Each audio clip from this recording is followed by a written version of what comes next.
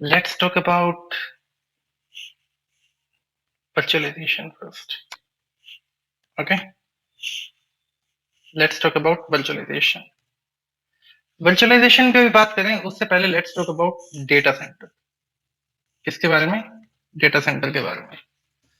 So within every organization, you will be able to find a data center. हर organisation में आपको data centre देखने को मिलेगा. ठीक है, वो डिपेंड करता है कि ऑर्गेनाइजेशन कितनी बड़ी है. बड़ी ऑर्गेनाइजेशन होगी, ऑब्वियसली उनका डेटा सेंटर बड़ा होगा. एंड छोटी ऑर्गेनाइजेशन होगी, दे में हैव छोटा डेटा सेंटर. डेटा सेंटर बोले तो sometimes you will be able to find, लोग उसे सर्वर रूम भी कह के बुलाते हैं. ठीक है, या if you are visiting any of the organization, you will be able to find a printed page outside it. ठीक है, एक नेम टैग जैसे नेम प्लेट होती है ना, similarly you will be able to find server room. ठीक है, server room या डेटा सेंटर वो डिपेंड करता है.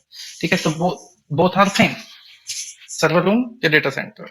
ठीक है, so while you visit inside a data center, ठीक है, अगर आप जैसे कोई डेटा सेंटर के अंदर विजिट करें तो what you will be able to find there, क्या देखने को मिलेगा वहां पे? आपको आपको देखने को मिलेगा वहां पे सर्वर्स, है ना. मैंने बोला डेटा सेंटर तो या सर्वर रूम, तो ऑब्वियसली सर्वर्स आपको वहां पे देखने को मिलेंगे. दूसरा, वहां पे आपको देखने को मिलेंगे स्टोरेज. ठीक है, स्टोरेज डिवाइस आपकी कैसी भी हो सकती है, बड़ी बड़ी स्टोरेज डिवाइसेस होती हैं. इट इज लाइक एक पर्टिकुलर रैक है, जैसे एक रैक होती है ना, या एक अलमीरा का साइज होता है. ठीक है, so same sort of rack is being there. ठीक है, प्रोबेबली ब्लैक कलर की रैक मेनली होती है. ठीक है, या किसी और कलर की भी हो सकती है, बट चांसेस कम ही है. So into that particular rack is being known as storage. और उस स्टोरेज में probably your hundreds of hard drives will be there. ठीक है, हंड्रेड्स ऑफ हार्ड डिस्क या हार्ड ड्राइव्स होती हैं, and collectively that is known as storage. ठीक है, and the other thing which you will be able to find inside a data center is networking components. ठीक है, networking components कौन कौन से होते हैं? आपके routers, switches, these firewall and hub. ठीक है, these are your networking components. Hub तो ऑब्वियसली आपको देखने को नहीं मिलेगा. ठीक है, because hub is a non intelligent device. But हाँ, switches, routers, firewall, MUX. MUX is like की थर्ड, अगर आपने किसी भी आईएसपी से बोले तो इंटरनेट सर्विस प्रोवाइडर से इंटरनेट कनेक्शन लिया है, तो एक डिवाइस होती है that is known as MUX, जो इंटरनेट सर्विस प्रोवाइडर आपके डेटा सेंटर में प्रोविजन करता है या डिप्लॉय करता है. ठीक है, तो दैट इज योर मक्स. अगर मैं बात करूं आपके डेटा सेंटर की, तो how it look like this.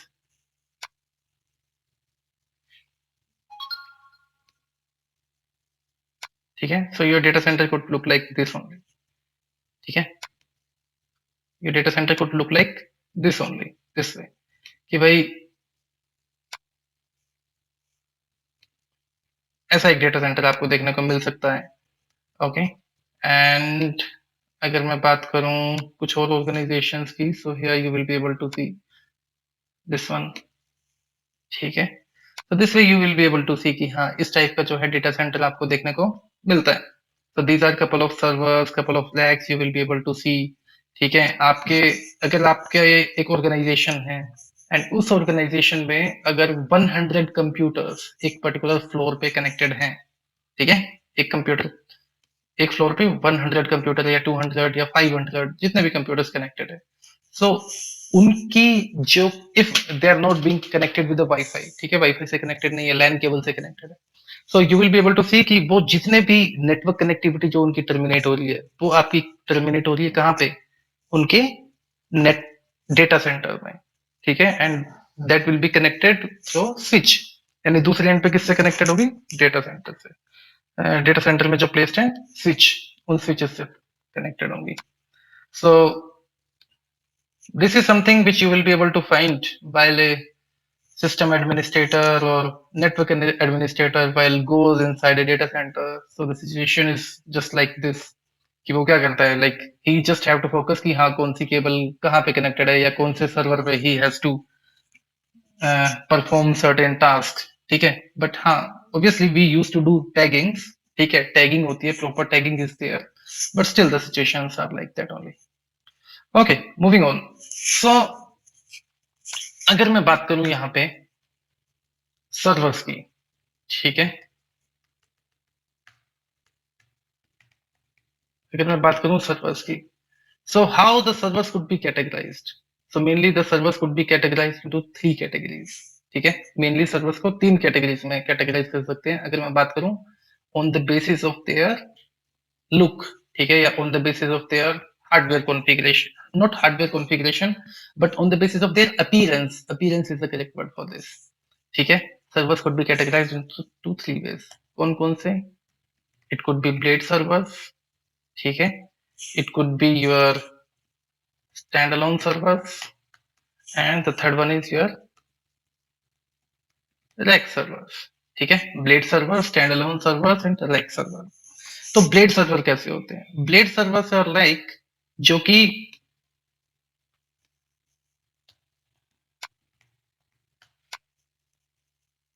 which appears like this only. ठीक है, या this is one of the perfect example. ठीक है, क्या कर रहा है? It appears to be a blade only, and उस ब्लेड से क्या होता है कि उस सर्वर को आप निकाल सकते हैं. फॉर एग्जांपल अगर कुछ कॉन्फ़िगरेशन चेंजेस हैं, ठीक है, या हार्डवेयर कुछ चेंजेस हैं, उसका उसकी डिस्क में कुछ प्रॉब्लम आ गया है, disk you need to replace, get replaced from the vendor, ठीक है, या रैम में कुछ प्रॉब्लम है, so you can take out your server like this way only. आप बाहर निकाल सकते हैं उसे पुल करके, and once after that your vendor may get its part replaced, and उसके बाद दोबारा से आप उसे वैसे ही इंसर्ट कर देंगे. ठीक है, other servers who are part of this blade will not be impacted. कोई जितने भी दूसरे सर्वर्स हैं जो इसी ब्लेड का पार्ट है वो इम्पैक्ट नहीं होंगे. Only this particular server will be impacted. So these are your blade servers. If I talk about your standalone servers, so standalone servers are like your CPUs. जैसे कि हमारे कंप्यूटर्स होते हैं, it has a particular CPUs. So standalone servers are just like the CPUs only. And if I talk about the rack servers, so rack servers are being placed into the rack. जैसे जो भी आपको black colour के rack देखने को मिलते हैं, ठीक है, it is just like this only. This one you can see. ठीक है, into the rack these servers are being placed. So these types of servers are known as rack servers. So mainly the servers have been categorized into three parts. ठीक है, now अगर मैं बात करूं कि भाई वी वेंट, अगर मैं वर्चुअलाइजेशन की मैं बात करूं, so आप गए एंड आपने जाके you want to purchase a laptop. ठीक है, you want to purchase a laptop. तो अगर आपको एक लैपटॉप परचेज करना है, तो उस लैपटॉप को परचेज करने के लिए obviously you will be needing some sort of configuration, है ना. जब आप लेने जाएंगे तो ही विल आस्क कि भैया आपको क्या कॉन्फ़िगरेशन चाहिए लैपटॉप की. तो जिस उस लैपटॉप की अगर मैं कॉन्फ़िगरेशन की बात करूं, तो फॉर एग्जांपल आई से कि भाई मुझे एक हार्ड ड्राइव चाहिए, एंड उस हार्ड ड्राइव की कॉन्फ़िगरेशन कितनी होनी चाहिए? 1024 जीबी. ठीक है, यानी कि 1 टीबी. एंड अगर मैं रैम की बात करूं, तो रैम मैंने बोला कि भाई मुझे चाहिए 16 जीबी की रैम चाहिए, 16 जीबी में रैम चाहिए. एंड सीपीयू मैंने बोला चलो ठीक है, एक सीपीयू दे दो आप, I am fine with it. कोई भी किसी भी कॉन्फ़िगरेशन का जो भी हमने लिया है, ठीक है. नाउ उसके बाद आई एम हियर, तो हम लोगों ने एक लैपटॉप परचेज कर लिया. सिमिलरली हम लोग या किसी ऑर्गेनाइजेशन की बात करूं तो हमने बोला है कि भाई हमने एक सर्वर परचेज कर लिया, ठीक है, इस पर्टिकुलर कॉन्फ़िगरेशन का. ठीक है भाई, परचेज किया. नाउ परचेज करने के बाद बट टू बी हैव, मैं एक काम करता हूँ, इसके दो पार्टीशंस मैं इसे सेग्रीगेट करता हूँ. मैंने बोला कि भाई अभी इस टाइम पे जो मेरा यूटिलाइजेशन हो रहा है, ठीक है, उसकी बात करते हैं, इसकी बात करते हैं, जो यूसेज हो रहा है उसकी.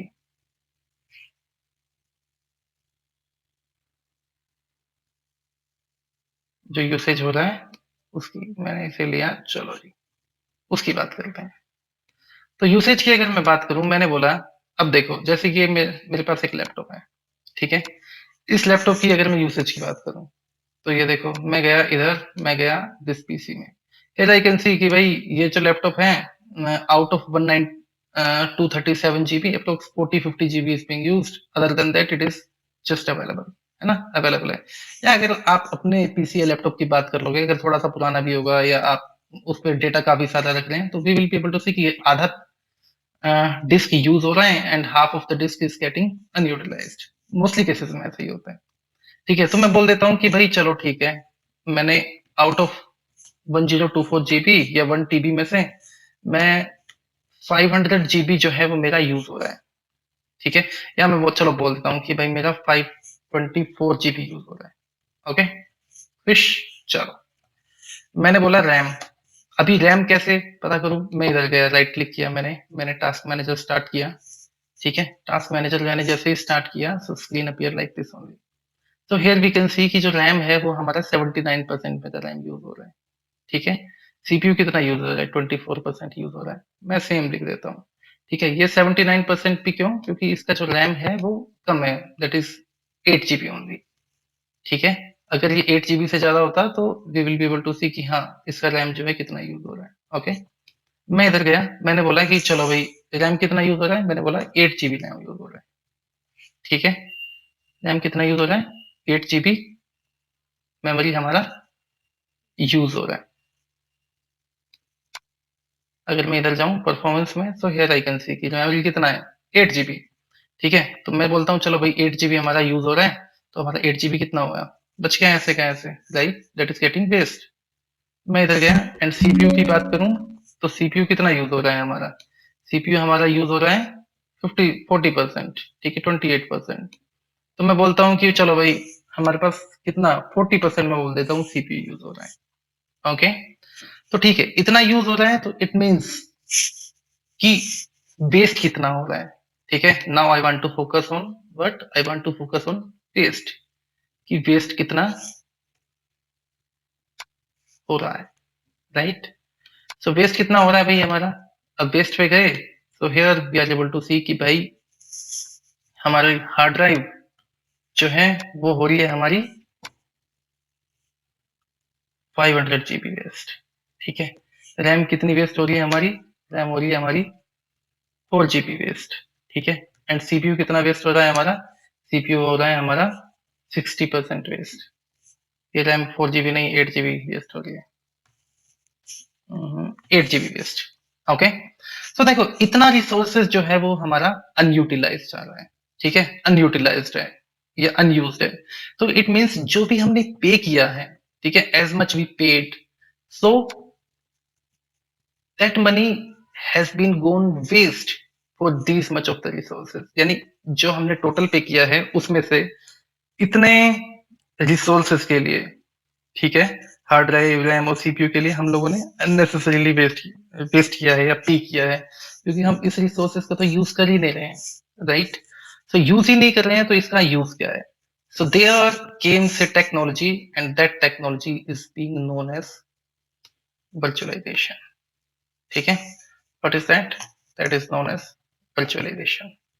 So virtualization helped us to utilize the resources which are not getting utilized or which are unutilized।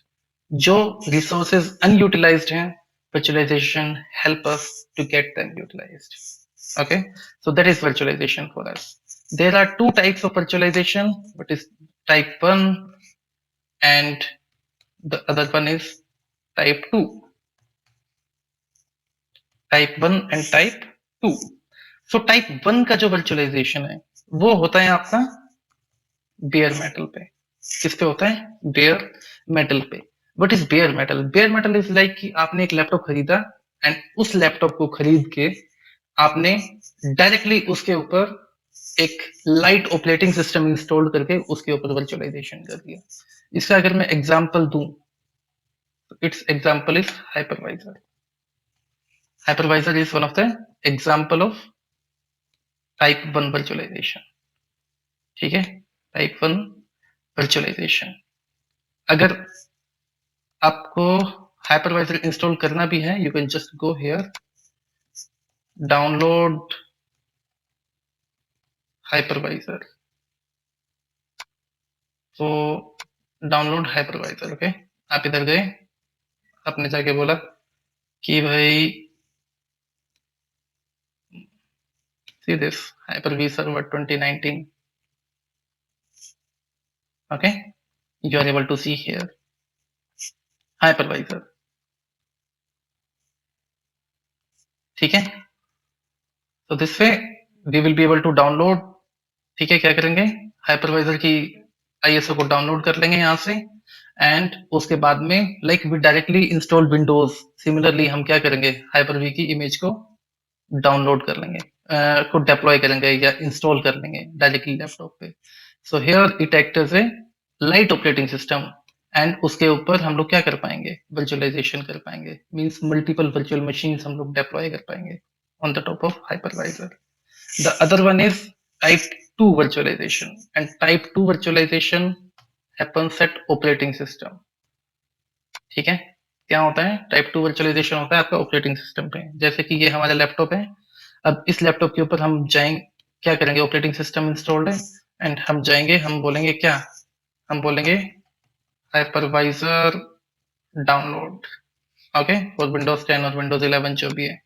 And इधर जाने के बाद, sorry, not hypervisor, you have to do VMware workstation download for Windows 11, okay, and जाने के बाद इधर जाएंगे and we will download, ठीक है, download workstation 17 Pro for Windows और Linux, we'll just go here and we will download। ये देखो डाउनलोड भी स्टार्ट हो गया है, okay. So this way we will be able to download, उसे डाउनलोड करेंगे, उसे इंस्टॉल करेंगे, एंड इंस्टॉल करने के बाद उसके ऊपर हम लोग क्या करेंगे, वर्चुअलाइजेशन करेंगे, मींस इस VMware वर्कस्टेशन को यूज करके उसके ऊपर मल्टीपल ऑपरेटिंग सिस्टम्स इंस्टॉल करेंगे, मल्टीपल वर्चुअल मशीन्स इंस्टॉल करेंगे। So its examples are VMware workstation and VirtualBox are examples of virtualization, ठीक है, these are examples of virtualization, okay, thank you, see you in some time, bye।